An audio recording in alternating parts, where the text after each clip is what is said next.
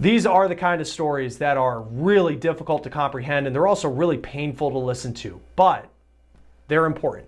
And that's why we cover them here on The Case on Law and Crime. They're important because they happen all too often.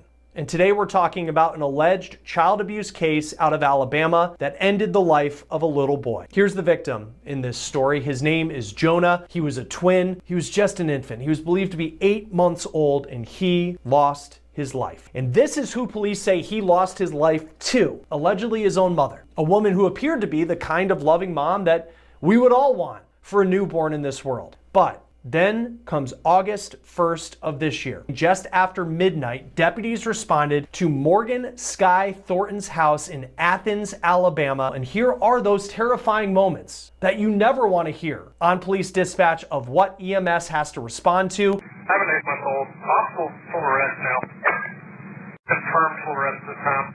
Inside the home, the Limestone County Sheriff's Office says they found the baby with, quote, no signs of life. And they say that young 8-month-old Jonah was the victim of a, quote, brutal assault, allegedly by his own mom. Law enforcement said it didn't take long to figure out that they would be charging Morgan Thornton, the mom, in this case. Now, even though Jonah showed no signs of life, their words, when deputies arrived, they rushed him to the hospital because they were able to get that child a pulse. Now, while he was fighting for his life, deputies took a blood sample from Thornton and they say she seemed drunk. It appears this mom does have a history of alleged alcohol abuse. Just last month, Thornton pleaded guilty to assault in the 2nd degree. And according to WAFF, that was related to her kicking a police officer in the, quote, crotch area. Now, the same day that happened, she had been arrested for driving under the influence, putting her child at serious risk of injury. It is unclear which child was the one involved in that case. She also was charged with domestic violence and disorderly conduct for allegedly hitting a man in the head. But in the case we're talking about today, when Jonah was rushed to the hospital with that pulse, deputies say Thornton was charged with aggravated child abuse. But then this story gets even sadder because that is when young Jonah passed away not long after he got to the hospital fighting for a chance at life. The charges against his mom, now that her son was dead, they have been upgraded and she is now facing capital murder, which means that the death penalty could come into play in this case if she's found guilty. But Thornton is denying that she had anything to do with the death of her son.